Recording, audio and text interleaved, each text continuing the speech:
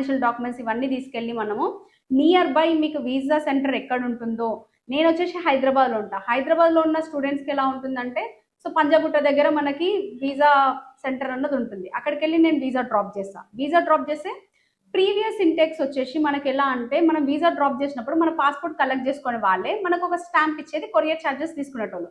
ఇప్పుడు వచ్చేసి మనకి ఈ వీసా అన్నది ప్రొవైడ్ చేస్తున్నారు. ఈ వీసా అన్నది ప్రొవైడ్ ఏంటంటే, మన డాక్యుమెంట్స్ అన్ని స్కాన్ చేసేసుకొని ఈవెన్ పాస్పోర్ట్ కూడా ఆల్ పేజెస్ అంటే ఫస్ట్ టు ఎండ్ వరకు పేజెస్ అన్ని స్కాన్ చేసుకొని మనకి ఆన్లైన్లో ఈ వీసా అన్నది ప్రొవైడ్ చేస్తున్నారు. నీకు వీసా అప్రూవల్ అయింది అంటే మీకు మెయిల్ త్రూ వచ్చేస్తుంది కన్ఫర్మేషన్. అది వచ్చాక దాంతోపాటు ఒక లింక్ ప్రొవైడ్ చేస్తారు అండ్ అప్లికేషన్ ఫిల్ చేసేసి పెట్టినామంటే సరిపోతుంది. సో ట్రావెల్ చేసేటప్పుడు మనం కంపల్సరీ ఈ వీసాతో పాటు మన ఎడ్యుకేషనల్ డాక్యుమెంట్స్, ఫైనాన్షియల్ డాక్యుమెంట్స్ అన్నీ మనం వెంట తీసుకెళ్ళాలి కంపల్సరీ. చాలా మంది స్టూడెంట్కి డౌట్ ఉంటుంది, సో నేను అక్కడికి వెళ్ళేటప్పుడు ఏమేమి ఐటమ్స్ తీసుకెళ్ళాలి, అకామిడేషన్ ఎలా, ఇవి ఉంటుంది. అకామిడేషన్ అంటే సింపుల్, మీకు 2 ఆప్షన్ ఉంటుంది అకామిడేషన్. ఒకటి యూనివర్సిటీ అకామిడేషన్ ఉండొచ్చు, లేదా అవుట్ సైడ్ ఉండొచ్చు. యూనివర్సిటీ అకామిడేషన్ అనుకోండి, యూనివర్సిటీ వాళ్ళు మీకు ప్రొవైడ్ చేస్తారు, వాళ్ళు పర్టికులర్గా ఛార్జెస్ చేసి మీకు ప్రొవైడ్ చేస్తారు. అవుట్ సైడ్ అనుకోండి, సో మీకు కొంచెం అకామిడేషన్ అనేది కొంచెం కంపేర్ టు యూనివర్సిటీతో పోలిస్తే కొంచెం తక్కువ ఉంటుంది అకామిడేషన్. కంపల్సరీ కొంచెం చిన్న లైక్ ఎలా అంటే ఒక చిన్న రైస్ కుక్కర్ కానీ,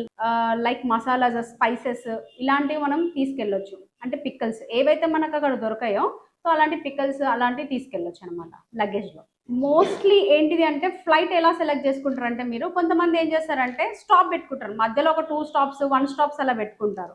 సో స్టాప్ పెట్టుకోవచ్చు, పర్లేదు, 1 స్టాప్ ఈజ్ ఎనఫ్. కానీ అంతగానే ఎక్కువ స్టాప్స్ పెట్టుకున్నారంటే ఇమిగ్రేషన్ దగ్గర ఏంటిదంటే కొంచెం ప్రాబ్లం అయ్యే ఛాన్సెస్ ఉంటుంది. అంటే మీరు ఎంత జెన్యున్ స్టూడెంట్ అయినా, ఎన్ని డాక్యుమెంట్స్ ఉన్నా కానీ కంపల్సరీ వాళ్ళు ఏం చేస్తారు అంటే ఏదన్నా ఒక పాయింట్ వల్ల కొంచెం ఆపే ఛాన్సెస్ ఉంటుంది. అలా కాకుండా మీరు ఒక 1 స్టాప్ అంటే ఓకే, యూనివర్సిటీ నియర్ బై ఉన్న ఎయిర్పోర్ట్స్కి పెట్టుకుంటే మాత్రం చాలా బెనిఫిట్ అసలు.